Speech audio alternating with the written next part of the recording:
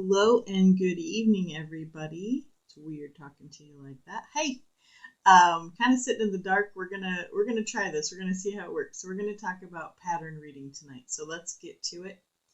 And here we go. I have to say a huge thank you to Sparkling Light Creation Studios, Miss Gloria Nelson. She is going to be doing a lot of the heavy lifting tonight. So you have started tatting. You know how to make a ring. You know how to make a chain. You know how to make some picots. You know how to join. Now you want to do a pattern. Well, how in the world do you do that? Well, we're going to go through this handout that she made, and we're going to talk about my favorite guy, Ringhead Joe. We're going to talk about him a bit. You're going to get to meet him in just a second. But there is a couple of different styles that we need to talk about first. You always need to read through a pattern a couple of times, I would say 2 or 3, to get a feel for if you know all of the terms, if you understand the pattern. So let's just take, for example, this sand dollar pendant tatting pattern from Handy Hands website. I will put all the links in the description box. Make sure you read it. Check it out. It's got a lot of fun descriptive things. The thing I love about Handy Hands patterns, well, there are many things, but they have a legend box. They have a picture, normally, of the finished product. They have a diagram. And they have the written pattern. And I like the way that they write their patterns out. To me, this is modern notation, what I'm going to call modern notation. I'm not sure what Gloria calls it, but that's what I'm going to call it. And so I really appreciate all of the information that's there with you. And my camera is stuttering, and I don't know why. So I'm going to pause 1 second and see if it catches up.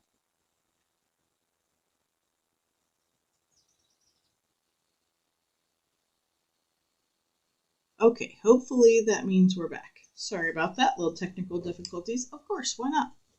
That's how we roll.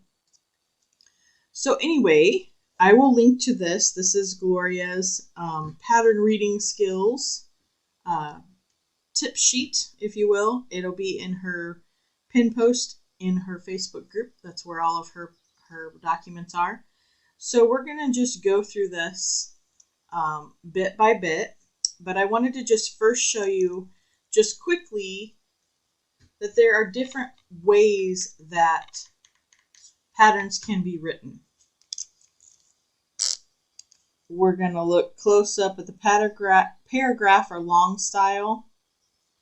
You'll see that, and let me just grab, this was from my friend Grace. She gave me a 3-ring binder, trying to show you. 3-ring binder full of patterns, older patterns, I assume out of print patterns. I don't even know what all she gave me. But I found one that had a copyright date on the very bottom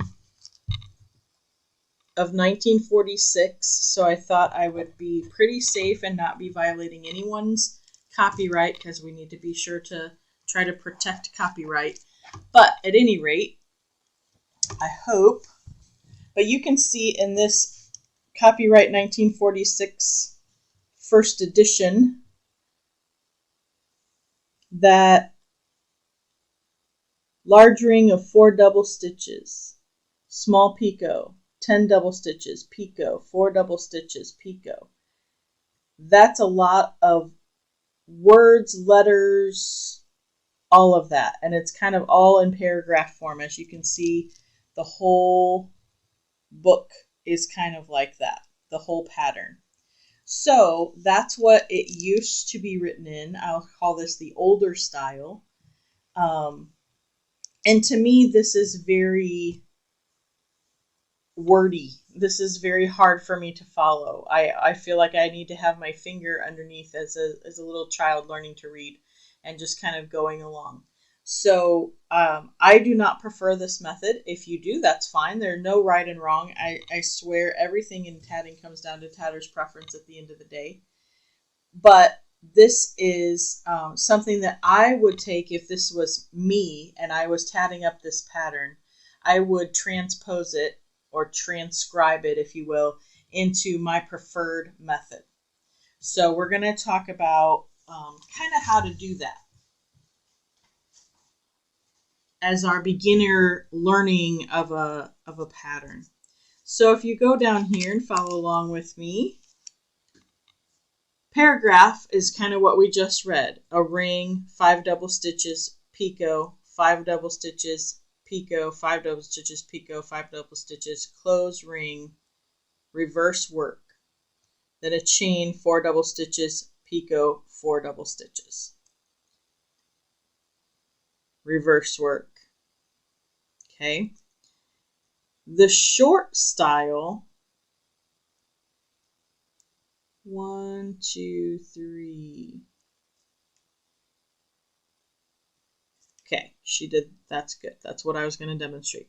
The short style of that first line is my preferred method. This is what I like when I read patterns, is a ring, 5, picot, 5, picot, 5, picot, 5, close, reverse work.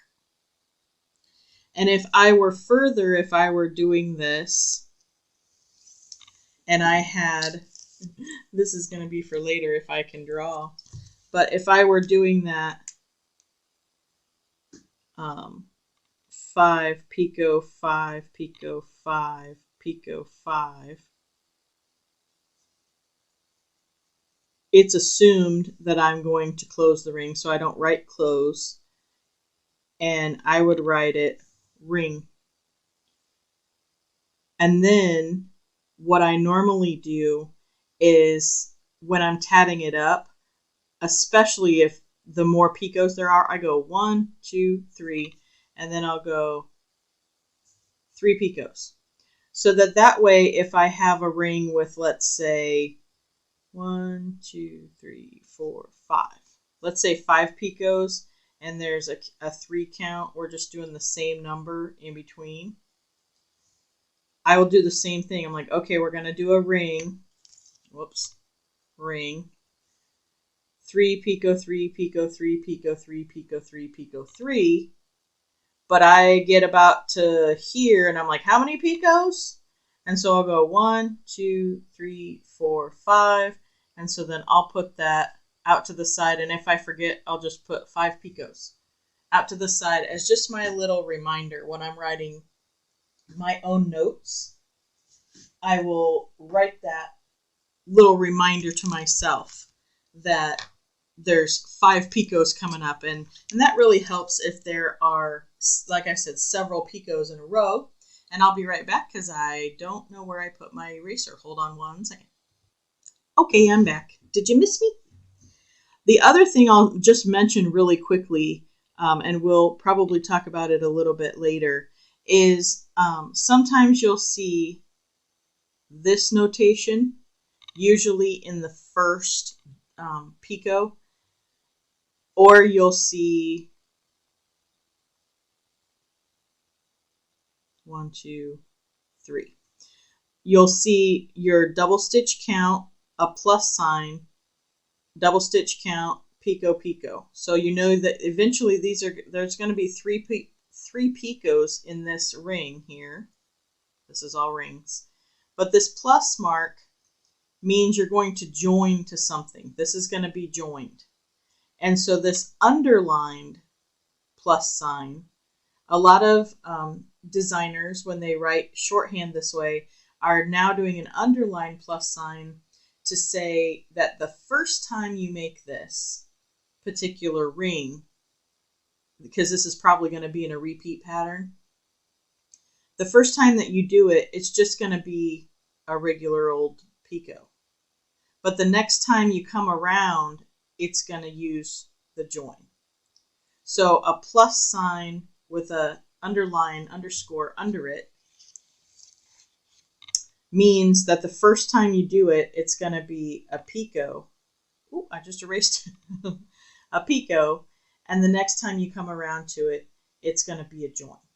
So that's just a little tip for the way some designers are writing it now. Like I said, I encourage you to write your own notes, to make up your own way, to take a pattern that someone has written and write it or rewrite it, transcribe it, as I said, into a way that makes sense to you so that you can make the design and make your own notes. That's why I use the shiny paper, the what is this called? Report covers, because then I can write on it and make my own notes and scribbles and whatever, and where I'm at in the pattern, and then erase it so that the next time I'm ready. If it's something I know that is going to trip me up each time, then I'll write on the actual paper so that I can keep it straight, because you don't want yourself being tripped up all the time. So the first thing you do when you get a pattern is read through it. If they have a legend, definitely read through the legend. Make sure there's not anything in there that you don't understand. Make sure if it says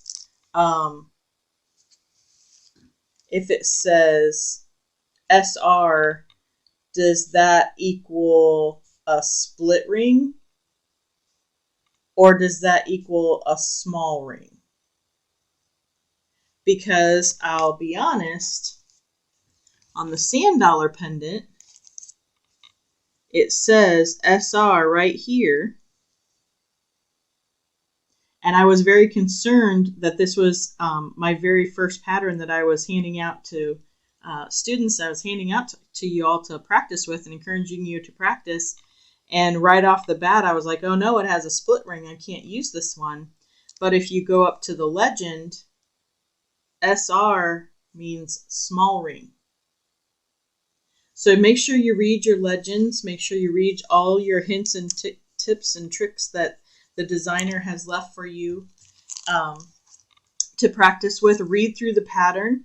Make sure you understand it all. Make sure there's not something there that you don't understand. Like if you were reading through a pattern and it said something like that, would you think, oh, just kidding? That's what I thought when I first saw it. Just kidding.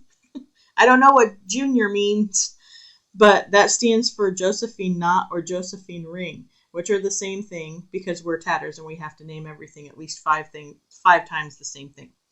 But if I didn't know what that was, that would give me pause and I would have to go and look that up and say, okay, what is a Josephine ring? What is a Josephine knot? Do I want to do this pattern before finding that out? Because otherwise you can really trip yourself up. So definitely read through the legend, read through it, see what the symbols are if it's a diagram pattern, but acquaint yourself. This is a good one. The asterisk star 2 star, because I can't say asterisk over and over. Asterisk. Anyway, star. Acquaint yourself with that because a lot of repeat patterns will have repeat the pattern from star to star for the number of repeats that you would like.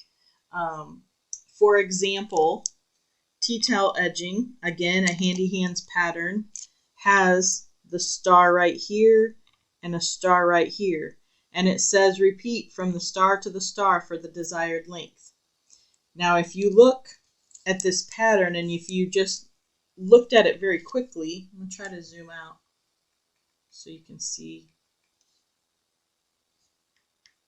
Okay, my zoomer's not zooming. That's fun. There it goes.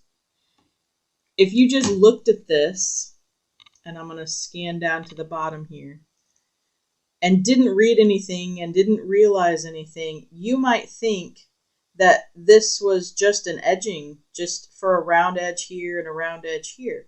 That's not the case. The whole thing is like this, and it's meant to go across a tea towel or a bracelet or a bookmark for those who are not into tea towels like me. This makes an excellent bookmark or bracelet. But what it's showing you in the actual diagram here is just how the ends are made, and these are actually connected the whole way through, all the way around. But this is where the repeat comes in, because you're repeating to make this middle part, not the end pieces, but this middle part as long as you want, so that you can get it to be as long as you need to go across the entire length of your tea towel, the entire width of your wrist, the entire length of however long you want your bookmark to be, whatever. So just keep in mind that star is a very, very important one to keep your knower knowing and keep your mind on, because that's repeated a lot in a lot of different patterns, because there are so many repeats in the different patterns. So let me wipe off my tea towel pattern here. Okay, so let's go back to Gloria's document here. So acquaint yourself if it's a diagram. We're gonna talk about, this is mostly for a diagram, but this we're gonna talk about paragraph or long style. Those are mostly in the older books. They're also written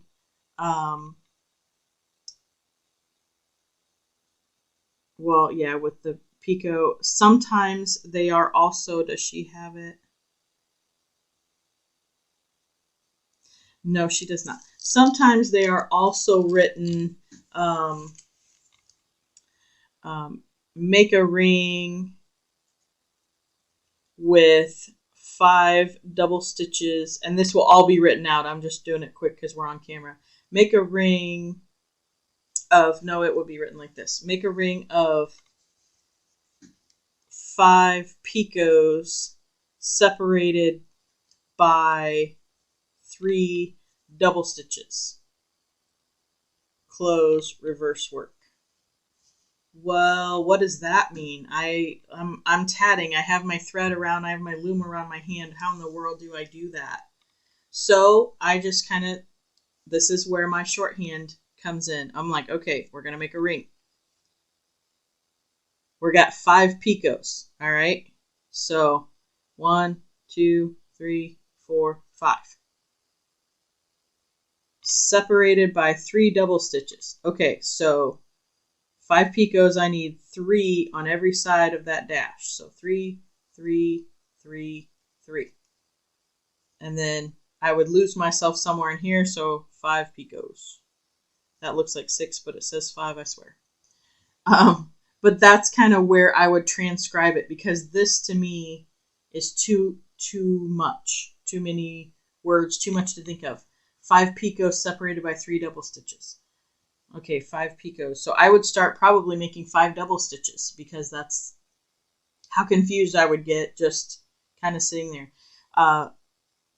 Just a fun little side note, if you have diabetic fog, which I do, or COVID fog, which I did, it's very hard sometimes to understand and make sense of different patterns. And so if you can learn to transcribe, translate, whatever, it really will help you if you can put it in the language that you understand the best. It's kind of like if your mother tongue is English, it makes a lot more sense to you to translate everything in your mind to English and then understand it, even if you're speaking whatever language it is that you're actually speaking out of your mouth. So we can tat this and we can look at stuff like this and remember that it's this. And maybe when we're more advanced tatters, maybe we can look at this and not have to rewrite it. But for now, we rewrite and we don't talk. We rewrite and we do the best that we can. And we make it make sense to us. So paragraph style to me is very confusing, and it's kind of the older way or the antique way, vintage. way of writing patterns. This is my preferred style, shorthand, modern method. And of course, we're tatters. It has a lot of names. She has a little blurb up here, that some patterns do not tell you where you need to join. You will need to figure that out by looking at the photo, which is really troublesome if they don't include a photo or don't include a diagram. It's really hard to figure that out sometimes, where you're supposed to join. That's why I appreciate designers that, like Handy Hands, give you a diagram and the written word, because sometimes I need this to figure out where to start, and sometimes I need this just to get the counts because I'm just not understanding and looking at it properly to simply go only diagram, and I need this to tell me, okay, where to join, where was that, and if this isn't clear on where to join, then I can look at the diagram or the finished picture and go, well, that joins there, and that looks like that could, and kind of fudge my way through until it makes sense. Okay, so this is my preferred method. So find your preferred method and then put it in there. Oh, she did. I didn't see it. Group style over here. Ring of 5 double stitches, 3 picots separated by 5 double stitches, 5 double stitches, close, reverse work. Oh, that's not what I was talking about. The group style is very similar to this older paragraph or long style. You'll see that in a lot of the older, patterns where it's a lot of words. This is basically, to me, when I read these, I have to really think about them. I'm like, okay, a ring. Okay. 5 double stitches. And then 3 picots separated by 5 double stitches. Okay, so 3 picots. And then they're separated by 5. So, okay, so there's 3 picots separated by 5, and then 5 double stitches, close. Okay, so close. And that's how I would read that. 5 double stitches, because they're giving you the beginning count and the end count. And to me, that is more confusing. The group style is the most confusing to me, because it's almost like I want to do it 5, 1, 2, 3, and then somehow get another 5 in there with no picot, just because of the way it's written. So that's not my preferred method, but if it is yours, then glory, hallelujah, and you can help me read patterns if that's your preferred method, because this one really is for me the hardest to understand. This one's my fave. Then we move on to diagram, which is the way a lot of new designers are going. And I think it's just simply because it's pictures. It's a lot easier to make. It's a lot easier for cross languages to understand. I may not understand Dutch or Japanese characters, languages especially, which are a lot of patterns are written in, and a lot of designers are coming from other nations other than mine. And so I might not understand how to read their languages, and Google Translate is usually a train wreck in that department. Especially if it's in a book, how do you possibly, get Google to translate that? So a lot of designers are going the diagram method, and this I also love a lot, especially when these two are joined. When those are in the same pattern, that makes me do the happy dance, because I'm like, yes, I'm going to be able to understand this pattern. Usually they are accompanied by capital letters or lowercase letters. Sometimes the capital letters will be in the rings and the lowercase letters will be on the chains. most of the time they're not numbered, or they will give you, if this was the pattern, these are the double stitch counts, okay, which we're going to look at in depth here in 1 second.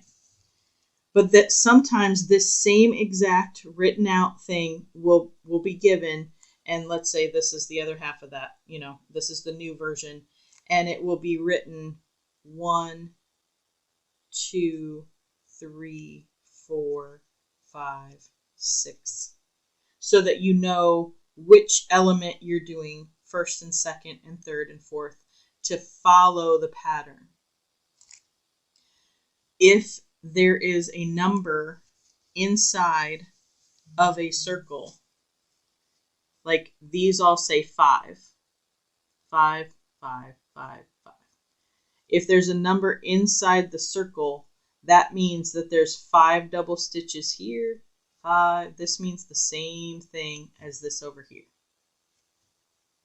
Okay, so let's get rid of those outer 5s. So if I had 5, I have 1, 2, 3 picots. So if I were writing this in my shorthand, my preferred method, it would look like this: 5, picot, 5, picot, 5. So because there are 1, 2, 3 dashes. Something else you might see just while I'm thinking of it, you might see this, you might see this, and you might see this, or you might see this. These are all telling you about the picot size. And I'll throw that one in as well, the plus sign. So if you see this, this is a normal picot. If you see this, this is a medium-sized picot, large picot, extra large picot. The longer the notations are, the longer the picots get.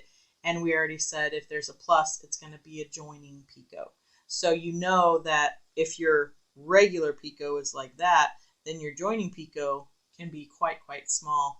And then your medium, large, extra large, you can keep going as large as you want. So, and those are just very crude and horrible drawings. Let's get that off of it of what a picot could be. But just while I'm thinking about it, that is also something you may see. And some patterns, specifically if they want this to be 1 millimeter and this to be 4 millimeters and this to be 8 millimeters or whatever, they'll say, and it'll be in the legend part of how big they actually want you to do. And then you can pull out your gauges and gauge it, or pull out something that'll tell you what 8 millimeters is and go from there. So that's another way that it can be written, diagrammed. And that's the way a lot of new designers are telling you. This does not say close ever. And this does not say reverse work ever. It's implied. And that's where my guy Ringhead Joe comes in. Again, there are many ways to write a pattern. There are many ways to read a pattern. There are many ways to tat. Find your favorite. Find your method and do that. Have a fabulous time. And never forget, you are the masters of the thread, because you have opposable thumbs and scissors. Have a great night, everybody.